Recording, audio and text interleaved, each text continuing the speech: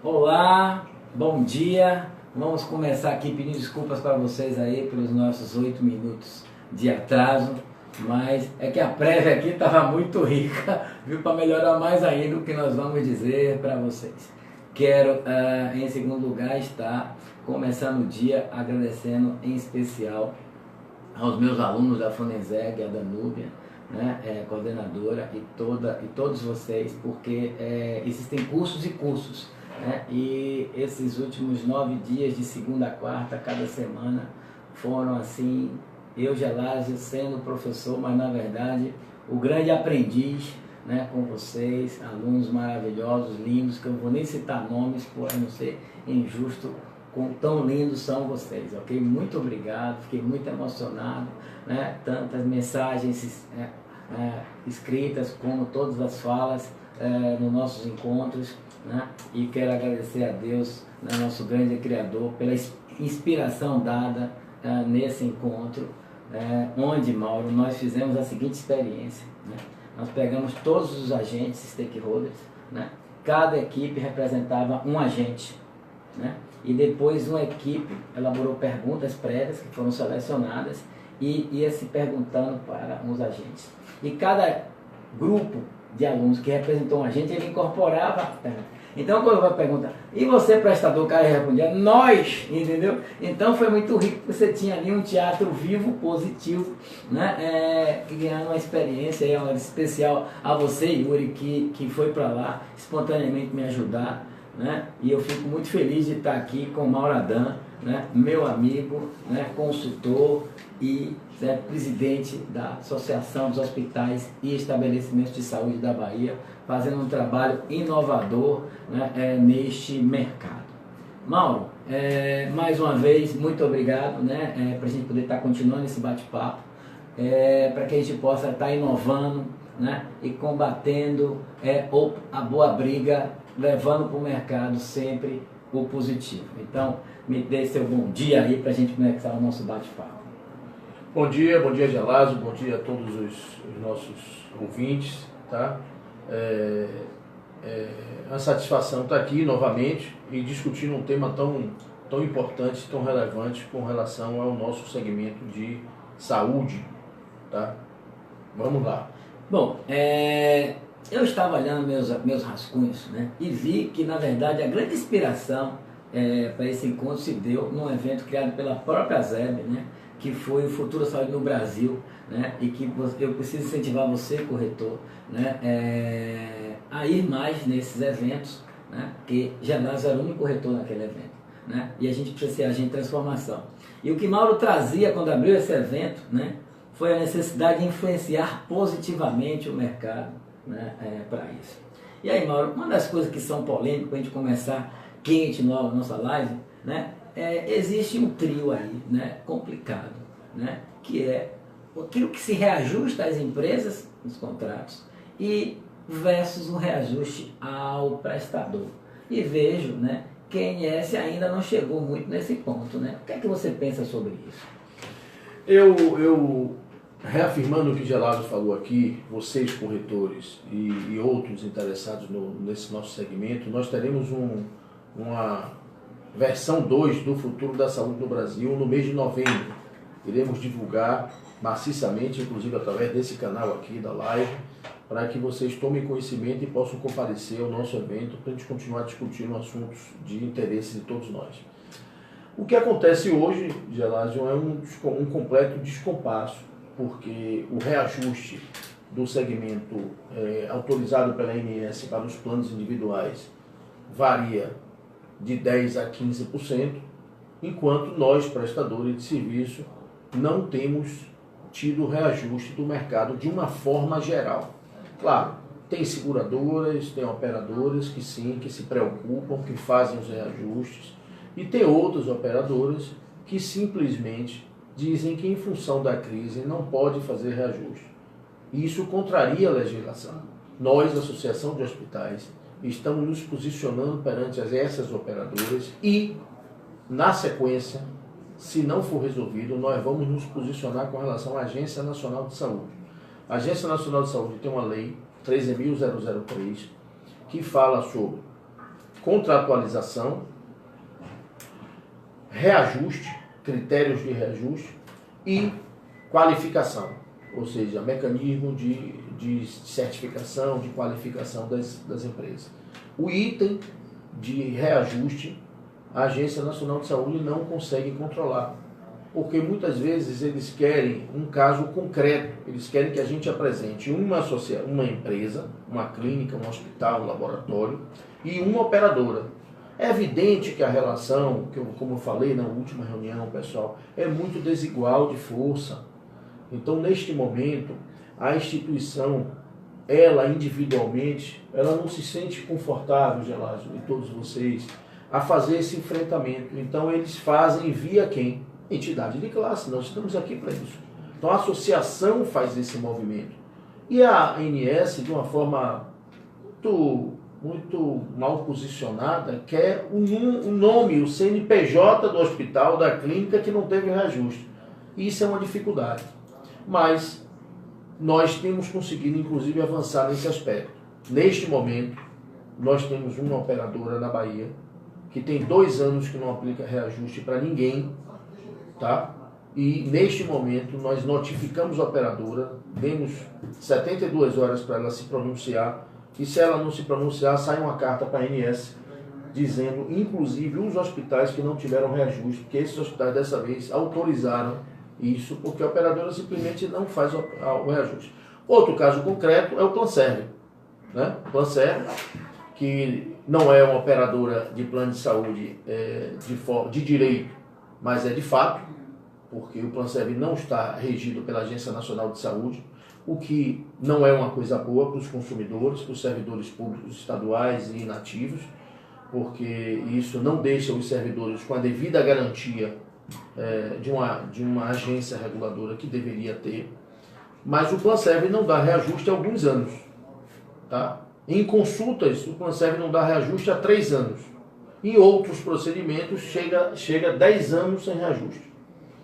Então, a gente encontra esse tipo de descompasso no mercado, ao passo que nós, prestadores, temos dissídio coletivo, temos aumento dos nossos insumos, aumento de custo, enfim, temos toda uma situação de mercado que precisa ser, custos que precisam ser absorvidos.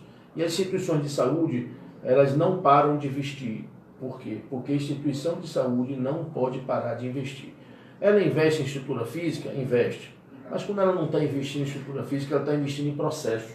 Informatização, segurança do paciente, governança corporativa, compliance, enfim, certificações e mais certificações, legislação. Nossa área é uma área muito legislada. Então nós temos muita legislação sobre as empresas. Isso é muito bom, porque qualifica a assistência, mas isso também traz um aumento de custo. Eu complementaria a sua fala, dizendo o seguinte, daquilo que eu venho acompanhando da ANS, né, vejo as intenções no sentido global, elas são positivas, porém há muito o que fazer, e no que tange ao prestador, né, o passo bacana que a ANS deu foi no sentido da contratação, porque no passado era no gogó, a operadora no gogó, e contrato não era escrito, e era uma situação muito mais grave na relação entre operador e prestador. Não, Gelásio, eu estou reafirmando, a iniciativa da ANS ela é positiva. Entenda. O que parece é que ela não tem braço para fiscalizar, ela não tem energia suficiente para poder tomar conta do processo que ela mesmo iniciou.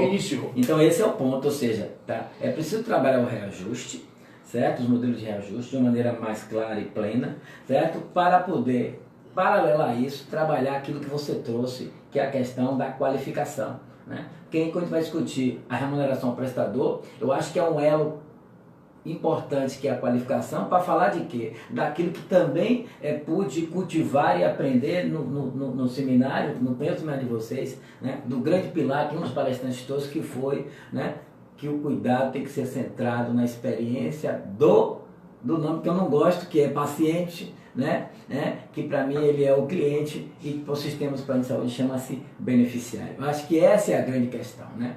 Isso vem numa coisa que tem sido a grande questão da evolução dessa corretora, que é o motivo de você estar aqui, chamado propósito, tá? As instituições precisam ter propósito, né? E o propósito da instituição vai haver, está onde aqui, quando vai ter uma relação concreta entre, certo? Claro, quem trabalha bem tem que ser remunerado bem para servir bem, né? E aí vem as questões de qualificação, que está atrelado, que está ligado às questões de ampliar essa educação, né? Para trabalhar questões de compliance dentro das organizações. Ok?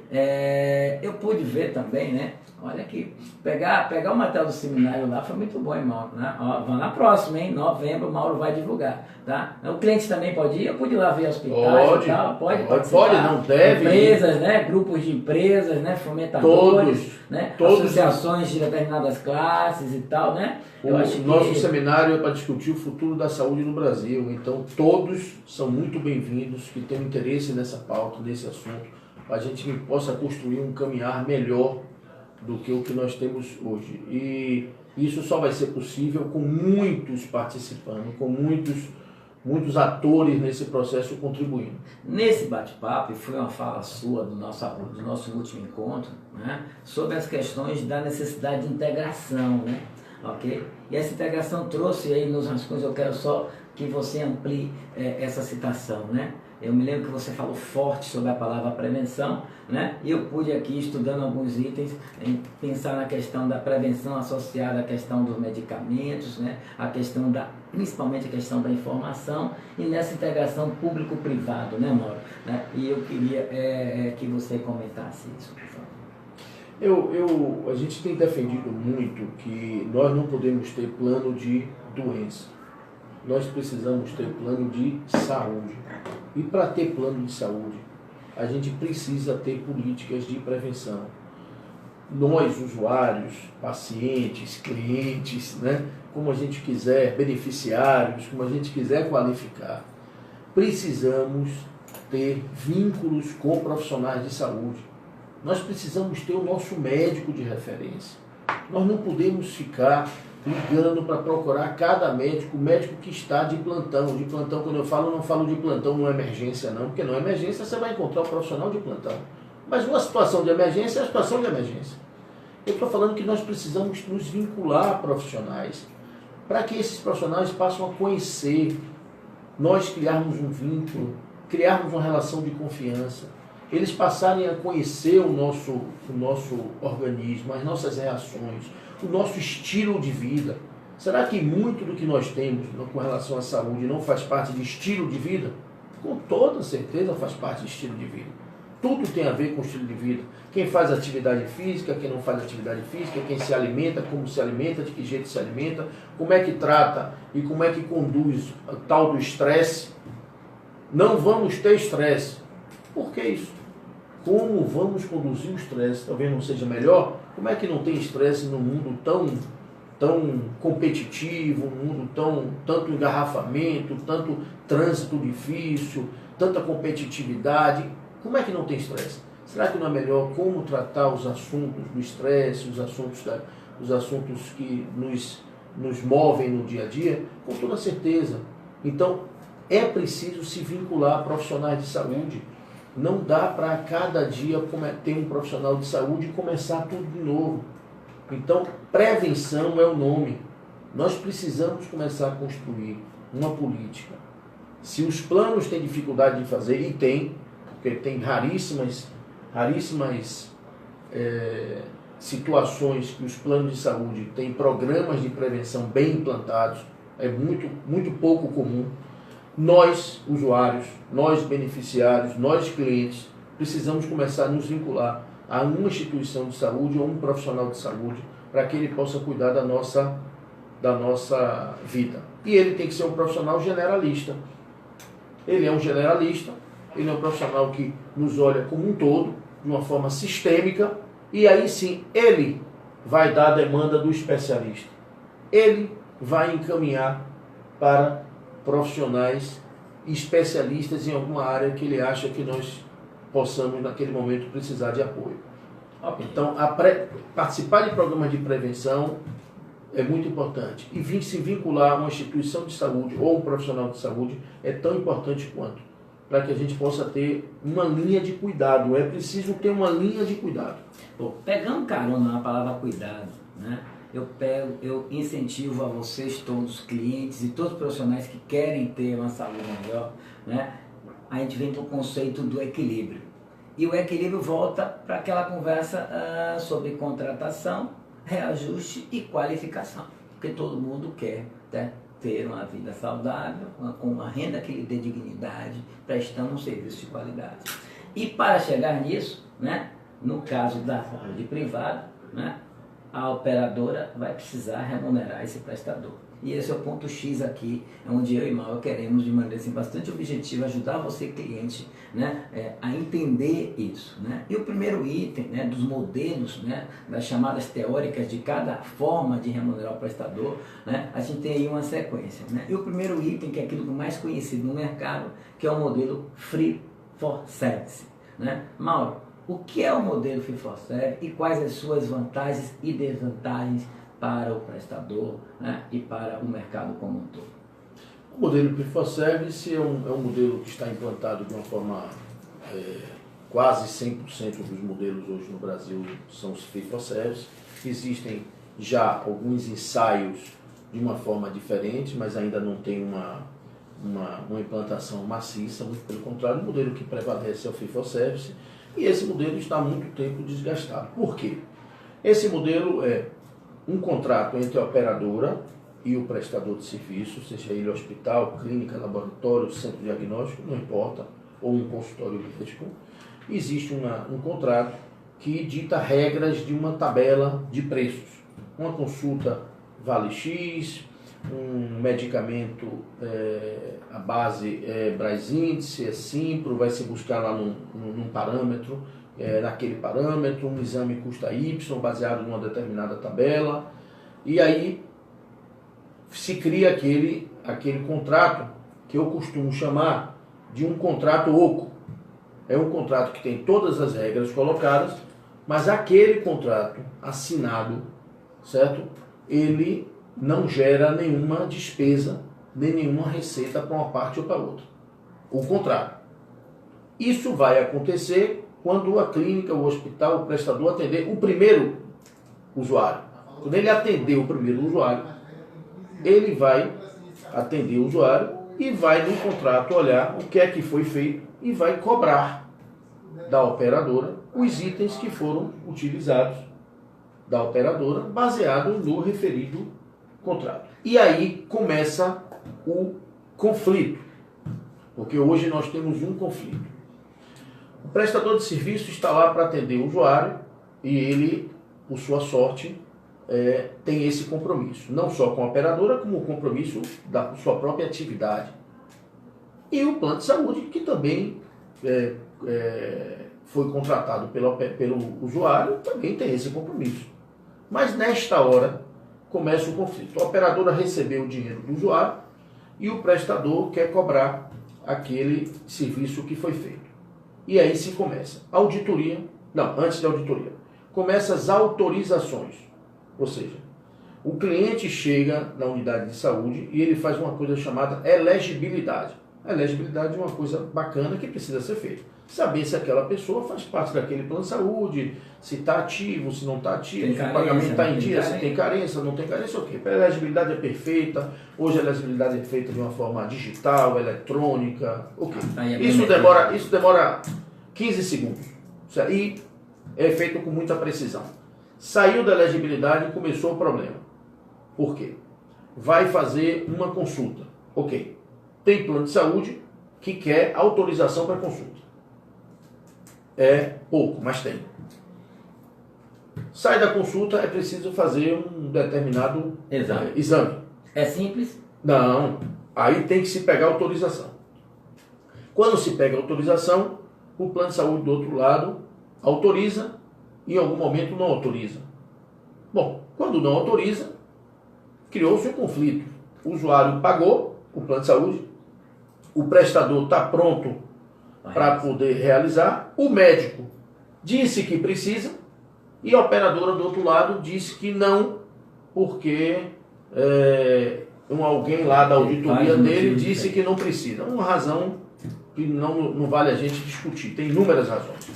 Bom, nesse momento se criou um conflito, e um conflito que o usuário, o paciente, o cliente está na unidade de saúde precisando fazer e a operadora não liberou. O que fazer, senhores? Aí começa o conflito. Aí começa estica e puxa. Mas por que começa isso? Porque a operadora, certo? Apesar de ter o compromisso de atender o usuário, porque ela foi contratada para isso, e tem, evidente que tem, não é que ele não tenha esse compromisso, ele tem esse compromisso, não sinto em nenhuma operadora, não quer atender a pessoa, nunca vi uma operadora se posicionar, não quero atender a pessoa, não. Eles querem atender sim, mas eles querem atender o mínimo possível. E esse mínimo possível nem sempre é o que precisa tecnicamente. Aí neste momento, por que o mínimo possível? Porque ele recebeu um recurso do cliente e precisa pagar o prestador. Em algum momento ele disse que esse recurso não é suficiente. Está se gastando muito. É a famosa sinistralidade. Eu estou pagando muito pelos serviços prestados do que eu estou arrecadando. Bom, ok, essa é uma situação de mercado que precisa ser vista, precisa ser percebida, mas neste momento do atendimento, nada disso precisa ser visto. Nesse momento, o usuário precisa de atendimento. E aí fica um cabo de guerra. Vamos lá, resolveu o problema do atendimento. Resolveu o problema do atendimento, chegou a autorização, resolveu nesse momento o conflito.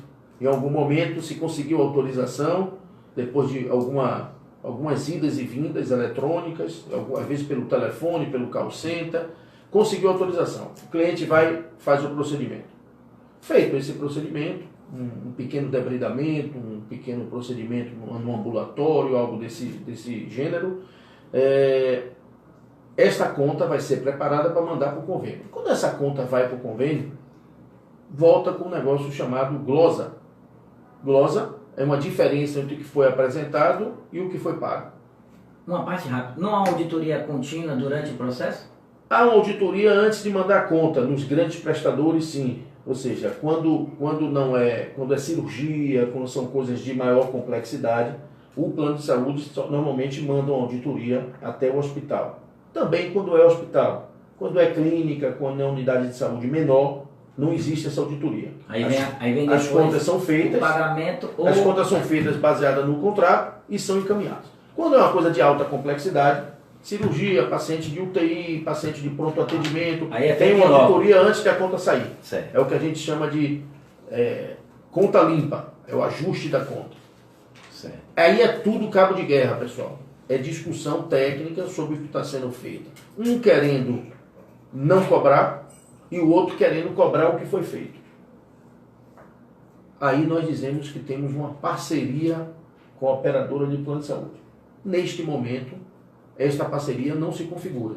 Existe sim uma relação comercial, existe uma relação de respeito, existe uma relação de pessoas tentando construir uma plataforma junto, mas não existe uma parceria de modelo, porque o modelo é contraditório. Quando um ganha, o outro perde. Quando um perde, o outro ganha. Me diga uma coisa, né? E aí a gente está falando, né, da questão do modelo que paga pelo consumo. Então, esse modelo, quando o Mauro abre bate-papo falando em prevenção e que o Felipe Forsegg incentiva o consumo, significa que é um modelo superado, né, Mauro? E que a gente precisa, então, trabalhar a evolução. Completamente superado, mas é superado há muitos anos, certo? E é o maior percentual de mercado, continua esse modelo. Eu diria, Gelásio, que tecnicamente 98%, ai, meu Deus. 99%. Na Bahia... Eu há 15 anos era gestor de operador e a coisa era assim, então depois de meus 15 anos agora como corretor de seguros, o mercado ficou igual. Igual, neste sentido, exatamente igual. Agora, eu diria que na Bahia não existe funcionando nenhum modelo diferente que não seja o modelo Fifo-Service. Agora, existem alguns modelos sendo testados, já funcionando no Sul, mas de uma forma ainda em teste. Vamos então, saindo do modelo Fifo-Service, levar para você beneficiário algo que eu não é uma mudança global, mas um segundo modelo que eu vi evoluir um pouco para aliviar a questão do Fit for Service foram os pacotes, né? Vamos explicar para o cliente aí como é que funciona ou não funciona, quais são as vantagens e desvantagens dos pacotes. Bom, os pacotes foi uma... Sim, aí... O que são os pacotes? Fica para tu, mas faça a ponte. O que são os pacotes? Isso. Certo? Este procedimento que eu acabei de contar no modelo Fit for Service, ele foi analisado pela operadora e pelo prestador e foi visto que esse modelo, em regra, em média, nos últimos 6 meses, todos esse procedimento que foi feito, esse debridamento que eu falei aí de uma forma exemplificativa, isso custou 10 moedas, em média, nos últimos 6 meses. Operador e prestador sentaram e disseram, bom, se nos últimos 6 meses nós fizemos X debridamentos, em média custou 10 reais, vamos fazer um pacote de 10 moedas, vamos fazer um pacote de 10 moedas. Toda vez que tiver um debridamento desse, não precisa fazer a abertura de cada item do exame, não precisa cobrar uma taxa de sala, não precisa cobrar um honorário médico, não precisa cobrar o material, não precisa cobrar o medicamento, não precisa cobrar nada disso aberto. Então, cirurgias médias comuns como hernia, coisas que tais, podem seguir bem nesse modelo? Cirurgias ortopédicas, cirurgias urológicas, cirurgias até cardiológicas, cirurgias de grande porte. Em regra, todos podemos fazer pacotes com quase absolutamente tudo. Principalmente da média para alta complexidade. Por quê? No primeiro modelo, além de existir um conflito, existe um custo administrativo, que eu costumo chamar um custo invisível, mas ele é invisível, mas ele é muito real, certo? E pesa no bolso da operadora e do prestador, pesa no bolso dos dois, porque no momento que existe um conflito, o que é que sempre se faz? Cada lado se prepara para enfrentar o conflito com suas equipes. E aí não se busca a convergência. Não se busca a convergência, mas se busca a convergência todo mundo armado, certo? E cheio de software, cheio de gente, cheio de pessoal, cheio de um monte de regras, um monte de estrutura, para poder encontrar a solução de algo que existe um conflito.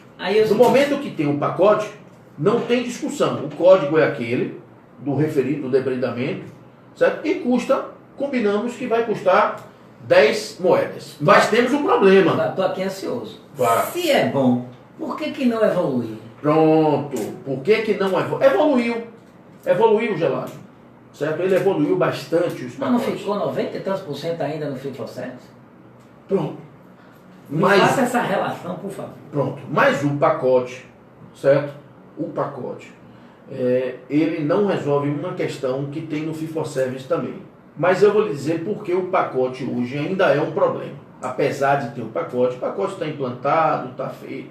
Mas por que tem problema no pacote? Na hora de combinar as referidas 10 moedas. O que é que acontece? Quando se vai se discutir com a operadora, vamos fazer o debridamento? Vamos. O hospital fez a média dos últimos 6 meses e encontrou 10 moedas. E diz, operadora, eu preciso fazer aqui por 10 moedas. Normalmente a operadora diz, não. A minha média desse debridamento no Brasil é de 7 moedas. Eu lhe ofereço 7 moedas. Aí quem está fazendo a média de 10 diz, não, mas espera aí. Assim eu não aguento. Assim eu não aguento, eu vou perder 3. Ele disse, não, mas eu sou uma empresa nacional, certo? E do Iapoque ao Chuí, e a média é 7. Por que você faz por 10? Você deve ter alguma coisa diferente. Aí começa o problema da outra, a relação de desconfiança. Porque onde tem conflito, tem desconfiança. Certo? Mas aí eu estou voltando para aquela briga do reajuste da qualificação de novo. Perfeito. A operadora normalmente, quando quer fazer o pacote em cima de uma média irreal, em cima de uma média que não é a média daquele prestador. Ele quer fazer o pacote como uma forma de reduzir o custo. E na hora que ele reduz o custo, ele tira do prestador. Aí nós voltamos, porque o pacote não deixa de ser fee for service. Ele só é um modelo um pouco mais evoluído, porque ele não é fee for service com a conta aberta. Ele alivia o risco das partes. Ele não alivia o risco, não. Ele alivia o custo operacional de controle administrativo. O controle administrativo. E ele alivia o risco da glosa. Sim, ele alivia o risco da glosa, porque na hora que faz pacote tem muito menos glosa. Mas, por exemplo, né, se eu trabalhar no princípio da boa-fé, certo? Eu tenho então sempre um fluxo positivo. Mas, por exemplo, se eu tenho, né, um prestador, né, ele não vai precisar incentivar que coisas ali aconteçam para que fique a conta mais cara, porque já está previamente acordado. Conforta o bom prestador, conforta a boa operadora nessa relação. É evidente, nós vamos sempre falar aqui de práticas que sejam saudáveis. Tudo que desvia de práticas saudáveis não dá para trazer para a mesa, porque são desvios. E desvios existem em qualquer segmento, de qualquer lado, com qualquer partícipe. Então, quando a gente fala do pacote, que é uma evolução, mas ele continua no fee for service. O que é que ele reduz no pacote? Ele reduz o custo administrativo, porque você não precisa construir aquela conta de uma forma detalhada. Ele reduz o conflito, porque essa conta não vai ser discutida. Fez a legibilidade? Fez. Está autorizado? Está autorizado. São 10 moedas, acabou. E reduz para nós, prestadores, aí nessa coisa aqui do custo administrativo, reduz por 2, para o operador e para o prestador. E reduz para nós, prestadores, uma coisa chamada risco da glosa. O risco da glosa, o pacote tem muito menos. Ele tem um risco, mas ele é muito menor. Porque aquela conta não vai ser discutida de uma forma detalhada. A conta são 10 moedas, o código é aquele, está autorizado, são 10 moedas, ele vai pagar 10 moedas. Mas é muito difícil fechar pacote. Exatamente porque normalmente as operadoras, e aí estou sempre falando de normalmente, tem operadoras que não, tem operadoras que elas na hora que sentam para fazer o pacote, elas fazem a conta da sua média e fazem o pacote da sua média. Mas não é a maioria, é a minoria. A maioria quer pegar esse momento para reduzir o custo. E nesse momento, quando ele reduz o custo, ele reduz em cima do prestador. Aí volta o conflito inicial. O conflito inicial é quando um ganha, o outro perde. Quando um perde, o outro ganha. E temos um outro problema no pacote. O pacote é acertado que anualmente deve ter um reajuste. E aí é uma guerra. Porque quando chega ao final de um ano para reajustar os pacotes, a operadora diz que não tem condição, porque lá no interior de São Paulo tem este mesmo pacote pela metade do preço, e o diretor desta operadora que está aqui na Bahia está lá em São Paulo, e quando vai assinar o daqui, diz que não se conforma porque em São Paulo é metade, porque no Rio Grande do Sul é 1/3, mas não diz que em São Luís pode ser 2 vezes, porque no Maranhão pode ser 1,5 vezes. Só traz, evidentemente, o que, como a operadora, ela é normalmente, ela é uma empresa nacional, certo? São grandes grupos, eles têm informação do Brasil inteiro. Então traz nesse momento a informação que mais interessa a eles. E aí neste momento do reajuste, é outro conflito de interesse. Não se consegue reajustar o pacote como deveria ser. Me permita um comentário aí, né? Já a gente fechando a questão do pacote para tentar migrar para um outro assunto, né? Dando a seguinte contribuição de contexto, né? A precificação são feitas por regiões. Ora, se a precificação é feita para a Bahia, ela tem que pegar a realidade da Bahia, né, irmão? Então, se o consumo em São Paulo, tem para a realidade de São Paulo. Né? É uma das coisas que eu mais falo enquanto profissional do segmento, para você cliente, né? Nós temos poucas unidades de saúde, né? Precisamos ter mais. Né? E nós tivemos perdas no mercado, como tivemos uma perda do hospital espanhol, por exemplo. Então, a verdade é que você tem uma quantidade de vidas, né, que precisa de saúde, e a gente precisa de mais oferta com qualidade. Né? E nesse intervalo entre os modelos aqui, eu estou comentando, né, essa variação, né, e quando você traz isso, eu fico pensando nas minhas aulas, né, e a desconexão aí, Mauro, entre, né, se a precificação ela é local, a negociação ela tem que analisar esses consumos locais, até para que haja uma educação né, para o prestador, no sentido que ele possa evoluir para otimizar seus processos, para investir nos projetos de acreditação hospitalar, né, e também nos outros de clínica, laboratório, etc., para ter, né, uma relação custo-benefício que seja saudável. Aí, pensando nisso, Mauro, eu quero que você comente agora, né, o terceiro modelo, né, que aí já veio, né, com um ambiente concorrencial para próprias entidades, vamos chamar assim, abertas, né, que foram os modelos de verticalização. Né? Eu vou fazer a definição, né, e Mauro vai corrigir, né, e começar a citar a sua visão sobre eles. Né? Vamos falar agora sobre verticalização consumidor. Né? Ou seja, a operadora, então, né, que ela tem a permissão da ANS para isso, né, ela vai e passa a ter então a sua própria clínica, o seu próprio hospital para atender o seu beneficiário. Este modelo é um modelo de verticalização, ou seja, você passa a ter menos pessoas, né, nas instituições livres e abertas e passa a ter mais pessoas, né, nos próprios serviços da operadora. Né? Gostaria que você trabalhasse o conceito e depois, né, os comentários de vantagens e desvantagens que você vê dentro do modelo de verticalização.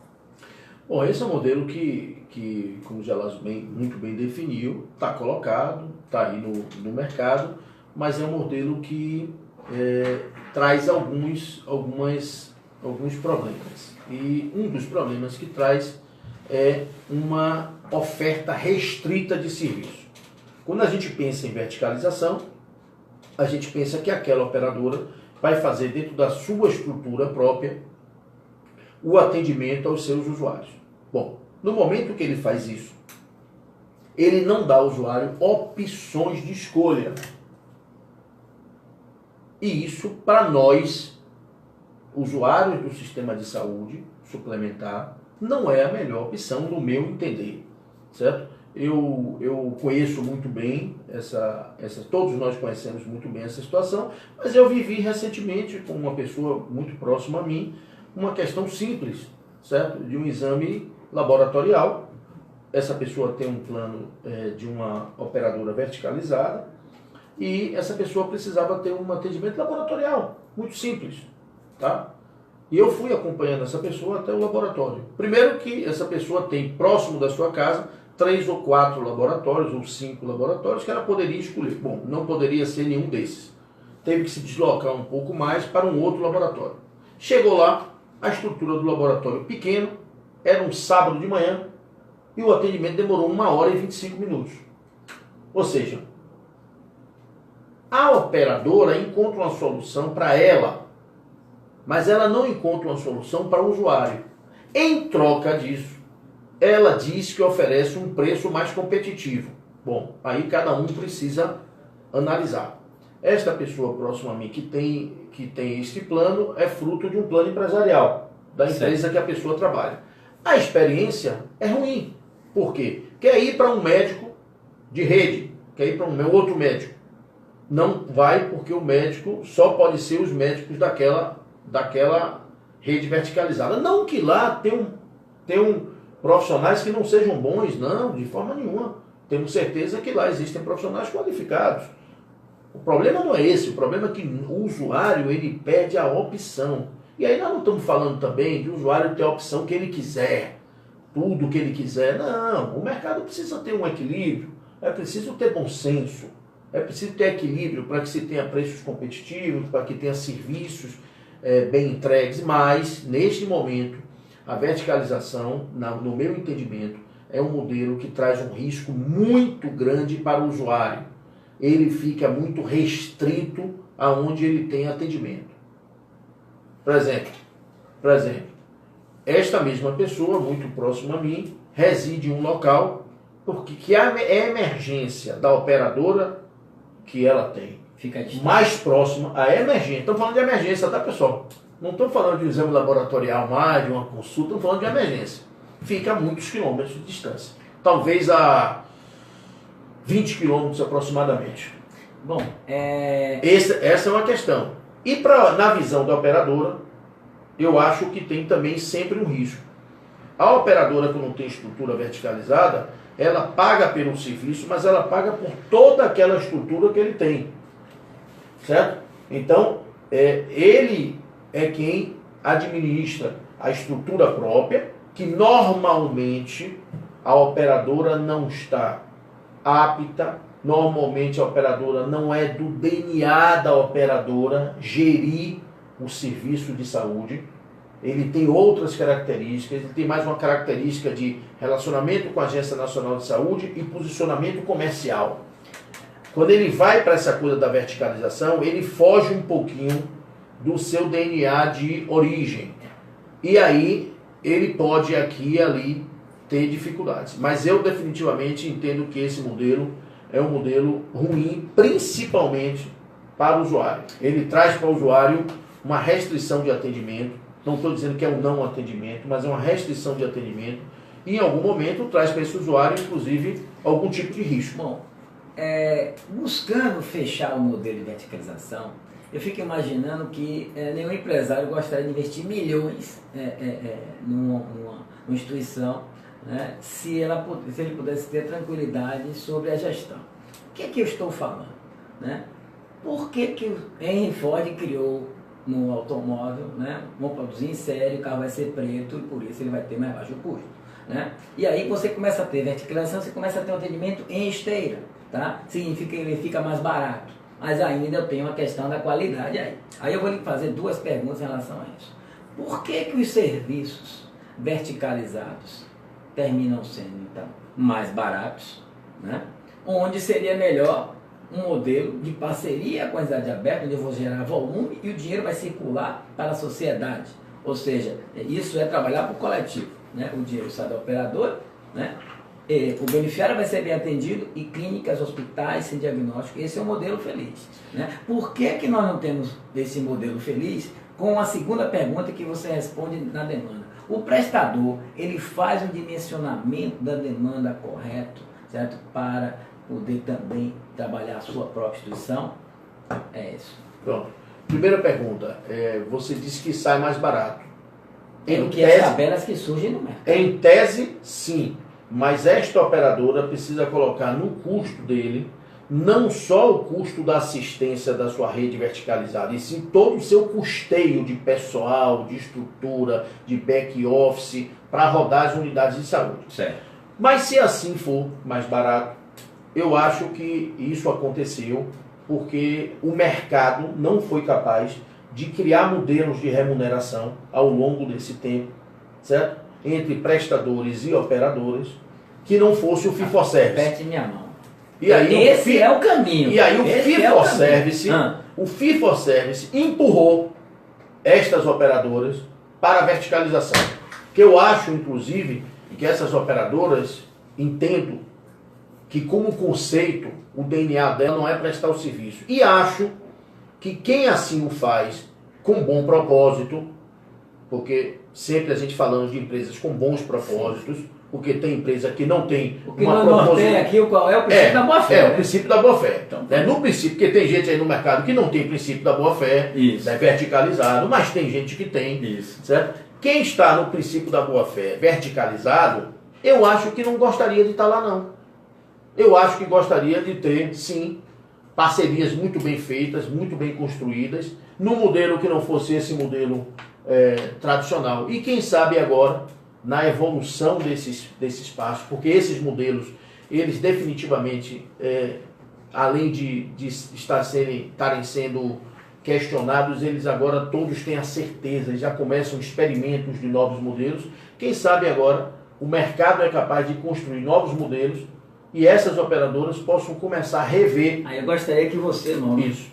Nós, prestadores... A segunda pergunta. Essa Renata, que a gente administrador chama de ROI, né? Mas a gente quer retorno sobre investimento. Como é que você que hoje, como presidente da entidade, vê essa maturidade do prestador nessa análise de oferta e demanda para ter negócios que realmente possam ter um resultado com uma boa resposta para o grande pilar que é o cliente? Pronto, os prestadores, eles evidentemente vêm se estruturando cada vez mais. A legislação da Agência Nacional de Saúde é de 1998. 88. 98 é a Constituição. 88 é a Constituição. De 98, exatamente, Gelásio. De 98. Então, nós estamos falando agora de 20 anos. 20 anos. Certo? É muito tempo. Mas não é muito tempo para você mudar um segmento. Um segmento de mercado que representa 10% do PIB, que emprega 4 milhões de pessoas de carteira assinada na saúde suplementar. Estou falando de carteira assinada, não estou falando de profissionais liberais, estou falando de carteira assinada. É um segmento grande, é um segmento muito representativo. E é um segmento composto não por grandes instituições, diferentemente do que muitas vezes nós pensamos. É um segmento composto por pequenas e médias instituições. Quando nós olhamos o cenário de saúde dos hospitais, cenário de hospitais no Brasil, última vinda minha aqui, há 15 dias atrás, eu deixei com você uma publicação da Federação Brasileira de Hospitais e da Confederação Nacional de Saúde sobre o cenário de hospitais no Brasil. Quando a gente avalia aquilo ali, a gente percebe que os hospitais no Brasil são compostos, na sua grande maioria, por menos de 50 leitos. E eu estou falando de hospitais. São viáveis com 50 leitos? Em algum momento são viáveis, sim. Diferente do que nós imaginávamos, certo? De que os hospitais... Aquele número que eu vi na teoria no passado era 60 no mínimo? Não, se falava em 100, se falava de 120. Essa dinâmica mudou muito. Por quê? Porque necessariamente o hospital não precisa ser grande para ele poder prestar um bom serviço e ele se tornar equilibrado economicamente. Ele precisa ter o quê? Gestão. Ele precisa ter foco no serviço que ele quer prestar. Ele vai ser bom em quê? É evidente que com 50 leitos, ele não vai ser um hospital geral especializado em tudo. Não dá para ser. Ele vai ter que ser um hospital focado em 2 ou 3 serviços especializados, criar foco naquilo, desenvolver a sua expertise naquele segmento, naquela especialidade médica. Os hospitais hoje, as empresas de saúde, os laboratórios, as clínicas, elas estão cada vez mais conhecedoras da sua capacidade instalada, da sua taxa de ocupação, do seu resultado, da sua taxa de capacidade de investimento. O que nós não temos muito, infelizmente, são políticas governamentais, aí tem que ser governamentais mesmo, linhas de crédito para que essas instituições possam fazer investimentos. E atender ao próprio Estado, quando você citou o Planserv no início. Claro, atender o Estado, e não só atender ao Estado quando a gente cita o Planserv, mas atender, inclusive, nós somos saúde suplementar. Por que não atender também ao Sistema Único de Saúde? Sim, nós temos na nossa associação... No Chile você tem um modelo vencedor que trabalha dentro dessa linha. Nós temos na nossa associação muitos associados que têm contratos com o Sistema Único de Saúde, seja estadual, seja municipal. Claro, nós podemos ser e somos um serviço complementar. Para que o Estado, seja ele município, seja ele Estado propriamente dito, precisa ter tantas estruturas de saúde próprias, se nós temos muitas estruturas de saúde? Perfeito. Claro, podemos angariar e podemos atender e já fazemos isso em muitas frentes. Agora, atrelado a isso, nós temos uma palavra que é importantíssima a todos nós empreendedores e empresários e para qualquer pessoa que administra a sua vida. A palavra risco. Quando se trabalha com risco, você tem que gerir isso para evitar e, no mínimo, minimizar o risco. Portanto, eu estou falando agora sobre um outro modelo, tá, gente? Que é um modelo muito pouco conhecido no Brasil e muito praticado nos Estados Unidos, que é um modelo chamado capitation, onde parte da parcela fixa paga pelo beneficiário, ele vai para o prestador. E esse risco passa a ser do prestador para aquele serviço ali terceirizado. Mauro, como que você vê esse modelo e por que esse modelo ele não cresceu no Brasil? Eu vejo esse modelo como um processo evolutivo. Ele é uma evolução do modelo inicial. Acho que ele, como todo processo evolutivo, ele não atingiu a sua plenitude por 2 razões. Primeira razão, a operadora contrata um determinado serviço para atender um determinado número de vidas, ou em alguns momentos não fecha o número de vidas e diz que quer que atenda aquele segmento, mas vamos dizer que fecha o número de vidas. Eu tenho aqui 20 pessoas e gostaria que você cuidasse dessas 20 crianças e vai combinar crianças, com o você vai pediatra cuidar, para atender você meu vai volume cuidar de da criança. pediatria de 20 crianças. E eu vou lhe pagar 10 moedas. 10 moedas. As mesmas 10 moedas que nós estamos conversando. Perfeito. Aí o prestador, ele tem a expertise de cuidar disso, ele sabe fazer isso. Ele sabe gerir o custo, ele sabe cuidar da assistência. Quem sabe gerir custo nesse sistema não é a operadora. A operadora sabe precificar o preço. A operadora sabe, e sabe muito bem, com muita expertise, se relacionar com a Agência Nacional de Saúde e cumprir perante a Agência Nacional de Saúde, o órgão regulador do nosso segmento, as prerrogativas que precisam ser cumpridas. Sabe entender e interpretar o mercado. Sabe entender as concorrências entre eles, operadoras, seguradoras, cooperativas. Sabe entender isso. Sabe se relacionar com a maioria dos senhores que estão nos assistindo. Corretores, clientes, executivos de operadoras. Sabe, a operadora sabe fazer isso com primazia. Nós não sabemos. Nós, prestadores, não sabemos fazer isso. Mas sabemos fazer a assistência através do nosso corpo clínico, nossos médicos, enfermeiros, nutricionistas, psicólogos, fisioterapeutas, fonoaudiólogos, sabemos fazer, fisioterapeutas, sabemos fazer, e sabemos também gerir o custo desses atendimentos. É evidente que sabemos fazer isso. E sabemos fazer com a mesma primazia que a operadora sabe fazer. Aí tem um defeito no capitation. Hoje eu comecei a ver qualidade, achei que ela sabe. Tem qualidade. Segmento tal com X, outro com Y, outro com Z. No somatório eu vou ter bom atendimento, mais qualidade, toda a cadeia vai se dar bem. Perfeito. Até um certo momento. Até chegar o primeiro reajuste. Chegou... E aconteceu no Triple que aconteceu no pacote, agora também no capitation? De novo. Por quê, pessoal? Volto a dizer. Este modelo que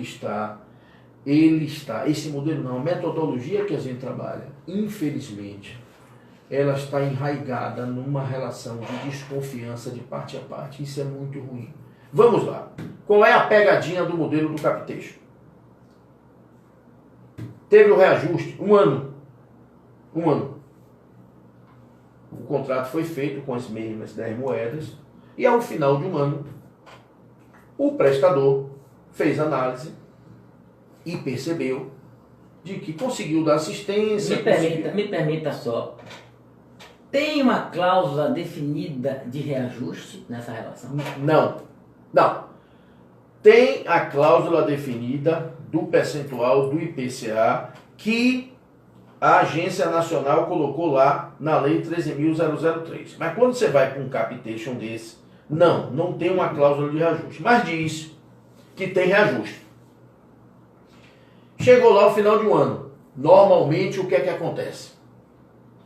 A operadora vai no mercado, no seu cliente, aquele cliente lá das 20 criancinhas. E chega para esse cliente, aplica 10, 12, 16, 18, 20, 14, 8% no contrato. E no capitation vai o IPCA? Ou nada. Ou menos alguma coisa. Aí a relação de desconfiança vem à tona novamente. Aquela relação que foi construída vem à tona. Por quê? Porque eu estou aqui em dificuldade. Então agora eu não posso lhe reajustar esse ano. Mas o prestador diz, puxa, mas eu tive custo, eu fiz tudo isso, e agora eu não tenho um reajuste? Eu não tenho. Ou na melhor das hipóteses, apliquei o IPCA. Mas não está atrelado ao que ele aplicou ao cliente dele. Não deveria estar? Deveria. Mas a operadora faz em momentos diferentes. Quem trata com nós, prestadores, chama-se uma área de relacionamento ou uma área de credenciamento. Quem trata com o cliente é a área comercial da operadora. Nós não falamos com essa área comercial. Nós não conhecemos essa área comercial. Nós não sabemos o que foi aplicado, mas nós conhecemos o mercado, ouvimos dizer, lemos notícia. Eventualmente, o dono da empresa que tem as 20 crianças de Alágio, eventualmente, por uma grande coincidência, é vizinho do dono do hospital que está atendendo as 20 crianças. Aí ele diz, minhas crianças lá estão muito bem atendidas no seu hospital, uma maravilha, mas não sei se eu vou ficar com a operadora não, me deu 20% de aumento. O do hospital aqui disse, quanto? 20%. Eu estou lá brigando para ter alguma coisa e não estou conseguindo. Novamente, vem à tona a relação de desconfiança. E aí, o modelo não evolui. Tem uma outra pegadinha nesse modelo. Eram 20 crianças, Gelásio, mas virou 30. E nós continuamos recebendo como se 20 fosse. E a operadora não atualiza esse dado. Eu quero levar para você a experiência minha hoje, corretor de seguros, né? E que eu acho que aí vem dentro do papel da ANS uma grande responsabilidade, no momento em que ela tem esta missão de regulação, a trabalhar, certo? Observando os preços, né? Já que cada operadora tem que informar o preço para a ANS. E porque a conexão para fechar o modelo, para a gente entrar em outra situação de análise, né? Precisa dessa minha fala. Porque se o preço é inexequível, o atendimento vai ser sofrível e a remuneração ao prestador também vai ser sofrível. Então a ANS tem que dizer, e tem, eu acho, hoje instrumentos para tal, eu não autorizo o registro desse produto a este preço, porque ele é inexequível. Então não adianta ter um preço tão baixo que não tenha dignidade no atendimento na outra ponta. Né? E com isso a gente fecha essa ideia do capitation, né? Sabendo do quanto ele pode contribuir, mas o quanto ele tem para evoluir. Né? E existe um modelo, né, chamado DRG, que é um modelo que ele apresenta aí algumas evoluções importantes, né? E eu quero que Mauro diga o que é DRG e como se comporta então com as vantagens e as evoluções que o DRG traz para o mercado. O DRG já é uma outra evolução, tá?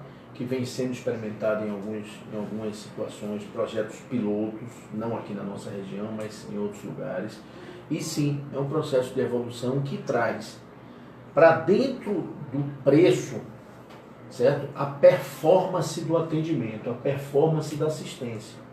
Ou seja, traz para dentro da análise, certo? De que preço vai ser cobrado, de que preço vai... É evidente que tem uma base, tem uma linha mestra, tem uma espinha dorsal, mas o DRG, ele traz um cenário de análise de performance da assistência. Isso evidentemente que é bom. Nós encaramos como uma coisa positiva, porque tudo que a gente traz que possa analisar a performance com critérios definidos parte a parte, certo? Com o prestador sendo ouvido, a operadora, essa construção tendo sido feita juntas, certo? É evidente que trazer para essa discussão a performance do atendimento, mecanismos claros, mecanismos técnicos, mecanismos e indicadores, certo? De assistência para que possa compor parte da remuneração. Isso é um processo evolutivo. A gente vê como uma coisa boa, como uma coisa que nos agrada, porque nós, como prestadores, queremos ser avaliados pelo nosso usuário, né? Mas nós também queremos que tenha um indicador. Nós temos internamente indicadores de performance, certo? Nós temos internamente indicadores de casos, situações clínicas, estudos de caso e até indicadores mesmo. Hoje, nas entidades média e grande porte, a gente tem isso muito bem controlado. Mas o DRG... O que significa DRG? Você sabe? Não saberia lhe dizer agora o que, que significa a tradução do termo DRG. Ficou tão... mas prometo ir buscar, é rápido. Também a gente... Ô Júlia, se você achar aí na internet, diz pra gente, a gente levar pro público. Ficou DRG de uma forma tão comum, né? comum que eu não sei a tradução não. Mas o DRG é um processo de evolução porque traz... Lembra que na última vez que eu estive aqui, nós tratamos de um tema que eu disse assim, pessoal, entre nós prestadores e compradores de serviços, fontes pagadoras, não existe uma coisa chamada, certo? Análise da assistência sob a ótica do código que está sendo feito o tratamento. Certo. Existe um código que está sendo feito a cobrança e precisa caminhar para se tratar assuntos de assistência. Nós, entidades, nós, hospitais, clínicas e tal, nós cuidamos disso. Porque é a nossa atividade, enfim, nós precisamos cuidar para nos qualificarmos, para atender melhor o nosso cliente, para poder prestar um serviço com mais qualidade. Mas, normalmente nesta relação, a operadora conhece um código, que é o TUS, que tem uma descrição e que tem um preço. Sim, e cadê a entrega da assistência? Como é que isso foi feito? Cadê o critério, o indicador dessa assistência? É claro que a fonte pagadora, com o prestador de serviço, precisa construir essa plataforma de uma forma mais fluida e em conjunto.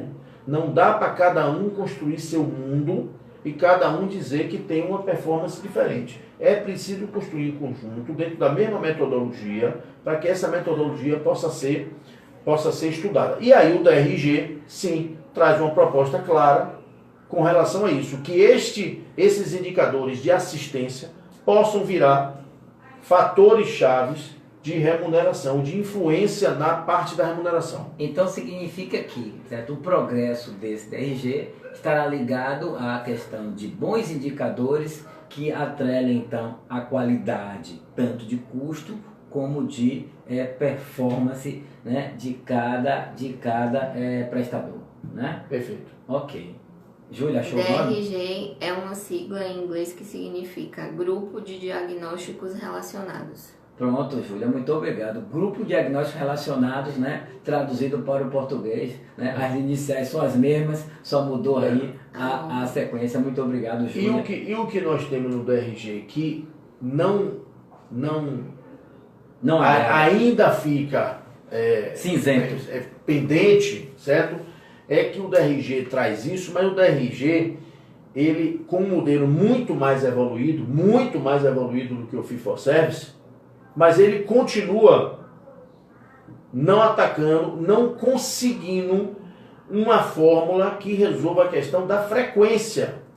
Ou seja, o que seria a frequência? O que seria a frequência? A número de vezes que os atendimentos são realizados. Aquilo vai influenciar no custo final. Apesar de trazer o grupo de diagnósticos relacionados e analisar a performance no DRG, se aquilo acontece com um número de vezes muito grande, certo? Ele continua sendo um Fee for Service. Só que ele é um Fee for Service muito mais qualificado, muito mais enriquecido. Ele não é um Fee for Service pobre. Atendeu, cobrou. Não. Ele tem grupo de diagnósticos relacionados que tem uma análise de performance que se influencia no preço.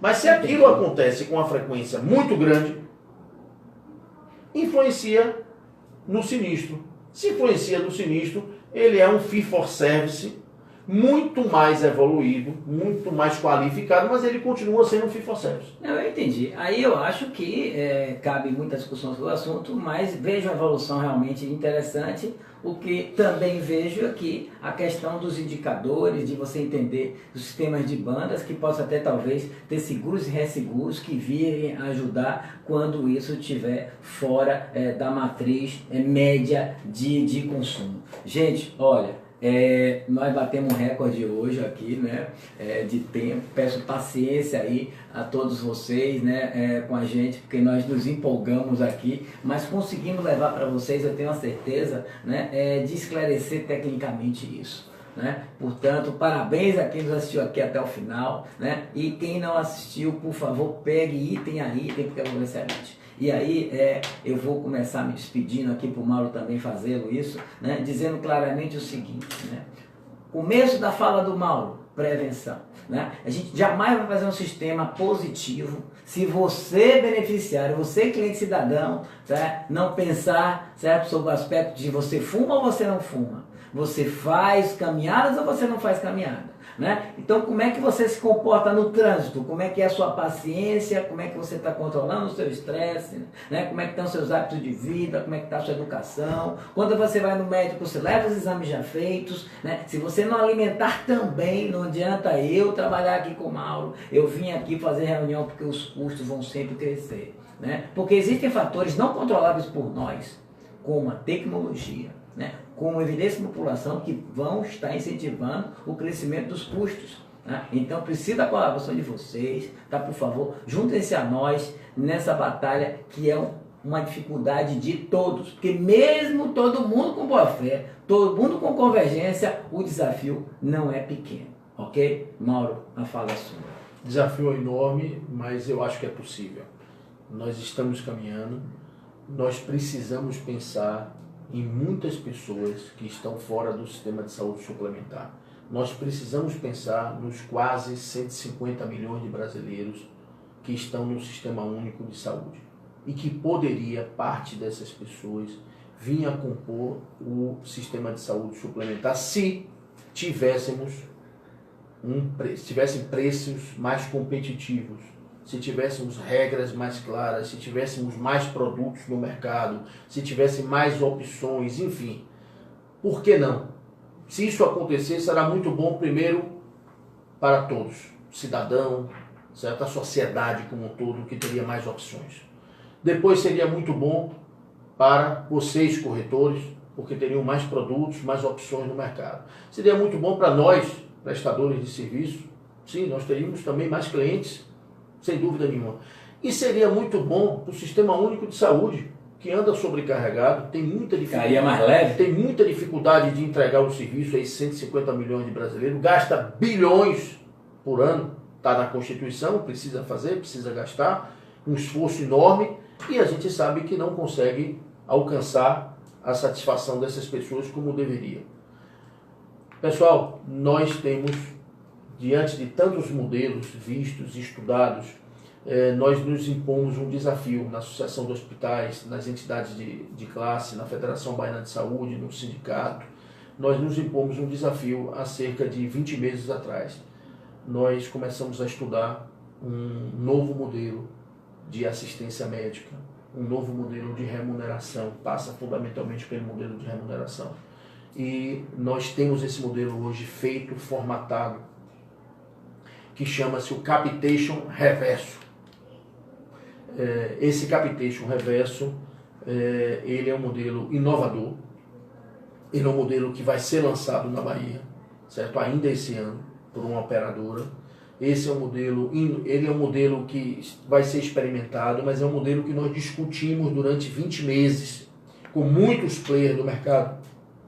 Gielazo foi um deles, que foi ouvido, certo? Esteve participando inicialmente em algum momento desse processo, para que nós tivéssemos um modelo mais equilibrado. Não sei se é um modelo perfeito, não estamos procurando o perfeito, estamos procurando um muito melhor do que o que nós temos hoje. Eu faço aqui a provocação, o desafio, a provocação positiva, o desafio com meu amigo Gielazo, que convide, certo? O presidente da Federação Baiana de Saúde, meu pai e amigo Marcelo Brito, para que Marcelo possa vir em outro momento aqui explicar o que é o Capitation Reverso. Eu não gostaria de adentrar nesse assunto agora do Capitation e gostaria de deixar vocês com um pouquinho de curiosidade, um pouquinho de ansiedade mesmo, para vocês ouvirem um modelo que vem aí, não com o propósito de ser perfeito, mas com o propósito de evoluir muito. Um modelo que quebra paradigmas, que é o que nós precisamos, visando uma melhor assistência ao usuário, visando desburocratizar, acabar com aquelas amarras de tanta autorização, de tanta coisa. Ok? Fica o desafio aí, Gielazo, de você convidar Marcelo, para que Marcelo possa vir falar aqui do Ok. Carquejo. Está aceito o desafio, nada como terminar um bom encontro com uma curiosidade importante, né, já que são de modelos, e aí temos mais um desafio, um novo modelo para o mercado, que significa inovar para querer contribuir, melhorar o sistema, né? Estamos aqui felizes por ter a nossa 38ª live em curso, nesta data de hoje, 16 de 8 de 2018, e eu agradeço a Mauro e principalmente a Deus por este encontro. Gratidão, muito obrigado e até o próximo encontro. Obrigado a todos.